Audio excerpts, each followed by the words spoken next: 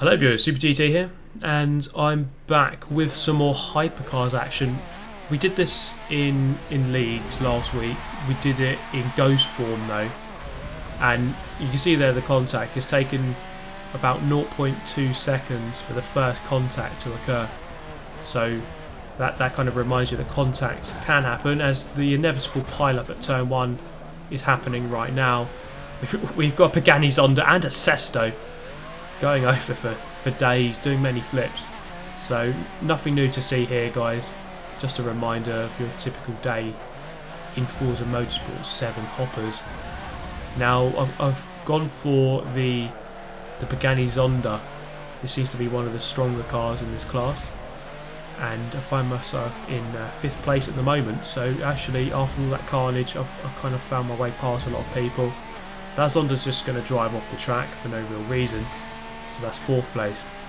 Now, yeah, as I was saying, the Zonda is a very good car for this hypercar division, along with the Sesto Elemento. The Sesto Elemento seems to be very, very powerful, very similar to this, just a bit better in a straight line.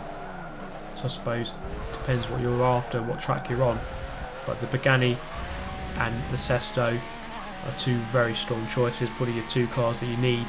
Wouldn't really need many others apart from maybe the Vulcan or the Hennessy Venom for Monza.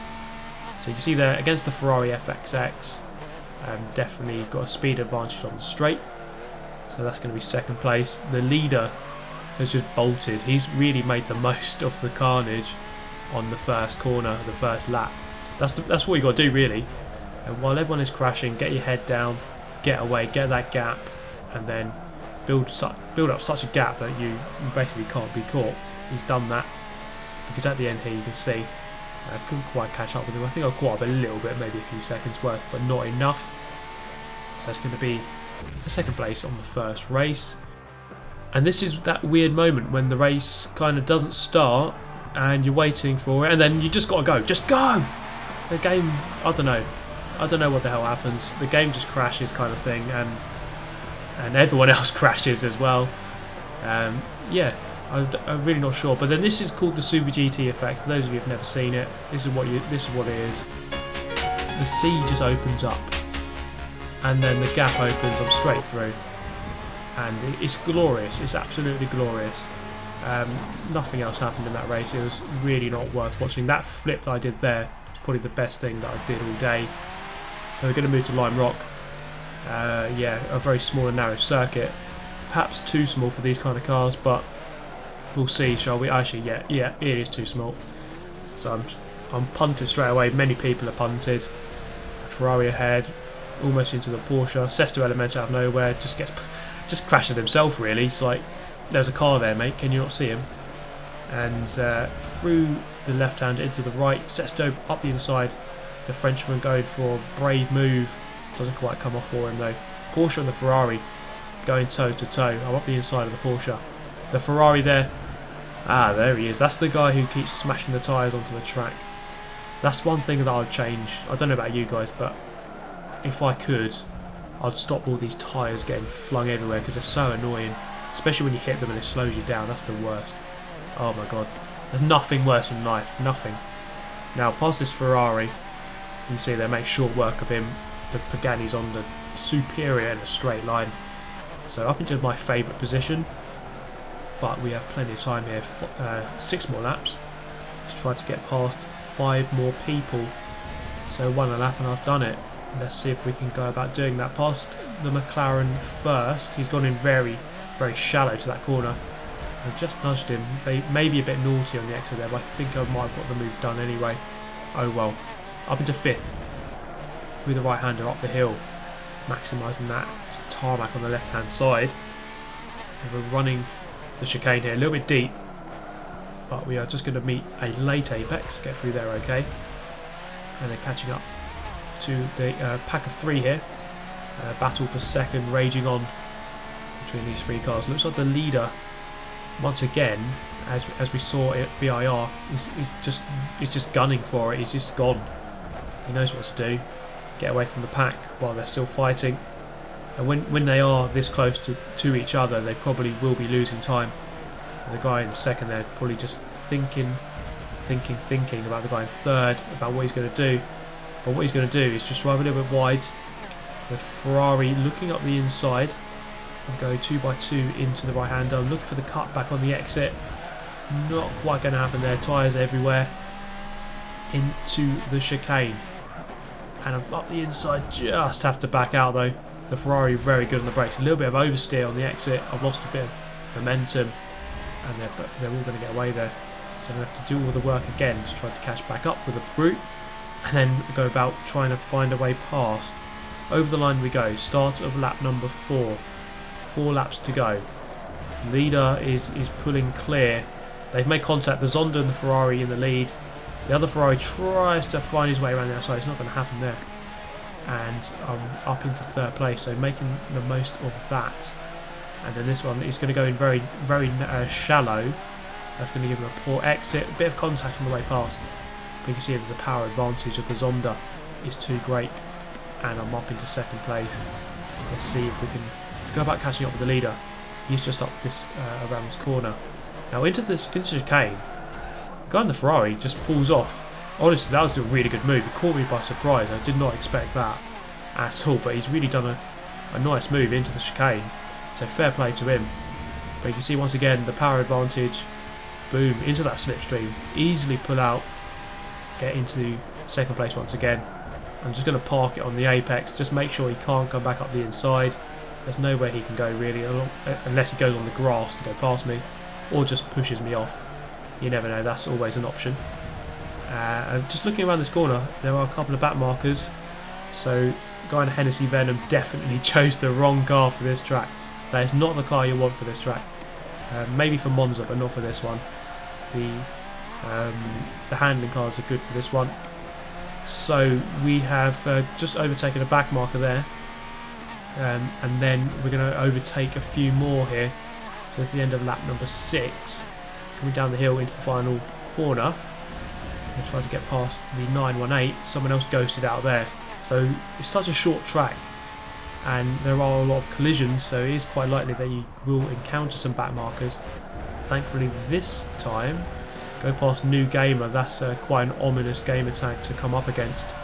But he just backs out. That was actually, didn't seem like he was a new gamer at all. He seemed very experienced there, just backing out nicely against the leader here, or not the leader, the leading pack, should we say.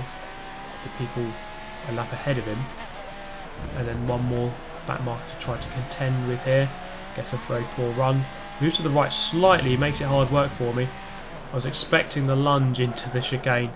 Just having that quick look behind to make sure he doesn't do it. And thankfully he doesn't. And then into the final corner, it's going to be second place. So not a bad race. It was quite enjoyable going through that little group of 3 there. And yeah, going across the line. Second place.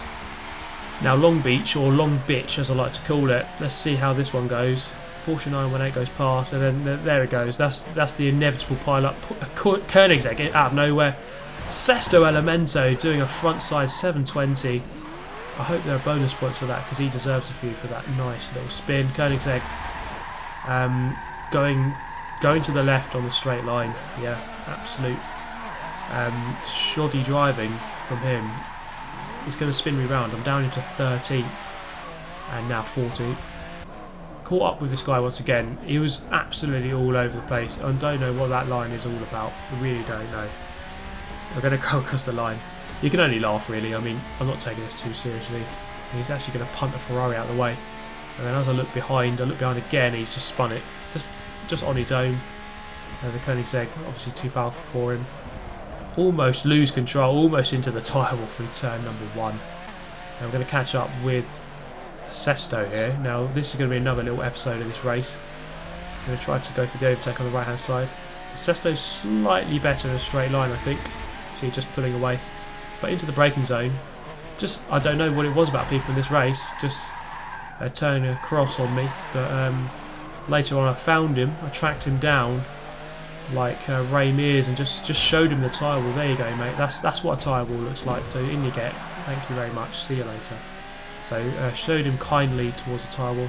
Up the inside of this guy. This is probably the best thing that happened all race. A little bit of contact on the way through, but it was a fairly decent move, if I may say so myself. and then catching up with another Sesto here. Let's see if we can go past this guy. The Frenchman looking up the inside. I kind of just prized open the gap without contact though, and then moving up to 7th place. So yes, there was plenty of death and carnage at the beginning of the race, but a couple of decent little moves on the way back through the pack. And then let's see if we can catch up with the guys up ahead. So this is the final lap of the race. Let's see how this one goes. Going very, very quick. 180 miles an hour there on a street circuit. That is frightening. Hitting that apex very nicely into the roundabout section. Just grazed the wall on the entry. That's going to lose me a little bit of time. But we can see the back end of someone in my favourite position. Can we hunt him down and try to finish in 6th place? It looks like we can, because he's made a big error there. We're actually so far behind. The race has already been won by someone. Zonda just hitting the apex there, literally smashing the apex. He's going to lose even more time. Right on his tail now. Brakes very early. I was lucky not to go into the back of him. Going through onto the back straight, making contact with the wall. Going to tuck into that slipstream as much as possible. Going into the last section here, looking for the move. Not going to happen there. No way. It's always harder in the same kind of car to outbrake someone. And then through the long left into the hairpin. He's going to go quite deep. I'm going to cut back. Is it going to be enough? It doesn't look like it is, unless I somehow have a faster tune. I don't think I do though. And then I'm going to cross the line in 7th. So a good little battle at the end there. But we're going to move back to VIR. Seems to always come up for some reason. And into the first corner. Started 2nd. And there we go. That's the contact we're looking for. It's not ended well. It's not ended well at all. Going to try to rejoin. And the back we are. Plenty of cars rejoining. Smoke everywhere. Smoke screen deployed. And the McLaren just coming on. I'm just going to get shown wide by the McLaren. Make contact with another McLaren. We both rejoined together. Ferrari round. Just having to get on the anchors to try to get around him. So resuming the race in 7th place. McLaren very deep into there and around the outside up into 5th place. And then through the technical section here. And we're through there nicely. Up behind the Sesto. Now this is one of the shorter configurations, so we're going to turn right here. Look for those 2 balls on the left. Brake on the second one. Boom, around the outside. That guy braked way too early. Obviously doesn't know his braking points. He obviously should have watched the Super GT video, then he'd know what he's doing. So this little configuration here. Now the one thing I'd recommend is doing rivals. The annoying thing on this game is there aren't class rivals. But I pretty much learned this configuration by playing a rivals event. I think it was a bounty hunter against Meckberg around this very track, and you kind of just learn the lines by playing rivals quite a lot. That's the way I learned and got quite quick at some of these configurations. So back up into 2nd is quite a good start actually, after all the smashing and bashing on lap 1. I'm going to go for Lunge of the Century. I know there's quite a lot of years left in this century, but let's just give the award now. That was Lunge of the Century. Up into 1st place, and we're going to run away with winners here. Let's just carry on though for the remainder of this lap. Big board in the way there. I don't know if you watched one of my videos recently where I actually got wiped out by a board in a ghost league of all places around this track. So the boards actually have a significant weight, should we say, and they can actually abuse you if you hit them at the wrong angle. So it's going to pull away nicely into this corner. Just look for the boards. There they are. Boom, on the second one, on the brakes. A little bit late, but we'll come back for that late apex. Get a good drive out into the infield section. This one, don't go in too early. It can be very misleading. Look for that late apex with the green and yellow curb is. That's your apex there. Power out through there. And you kind of brake where the tarmac changes colour. Maybe that's a little bit early, if anything, but a conservative braking point. Roughly correct. Just gauge it differently depending on the car that you're in. Into the final corner. Through the kink. And we're through here. Almost go wide, just backing off slightly. No point in pushing too much because we are pulling away quite easily. And at the end of the race, let's see. Yes, it's going to be a convincing victory, over 2,000 feet ahead. So we're going to come across the line here. This is going to be like the worst attempt at a flip over in the entirety of my career. But we are going to bring something back here, guys. I hope you've been waiting for it. It's the Daru Samson victory dance. So there we go. Hope you enjoyed it. I know lots of you want to see that victory dance, so I've enhanced it with a couple of politicians in there for you. But that brings the close to this video. I do hope you enjoyed it as always. Do let me know your thoughts. For those of you wondering what the hell's going on with my voice, I've got a cold, so I'm talking through my nose. It's really annoying. Maybe it is for you to listen to, but it's annoying for me to commentate on it through my nose. It's quite difficult actually. But there we go. Thank you for watching as always. I shall see you next time. Goodbye. Listen.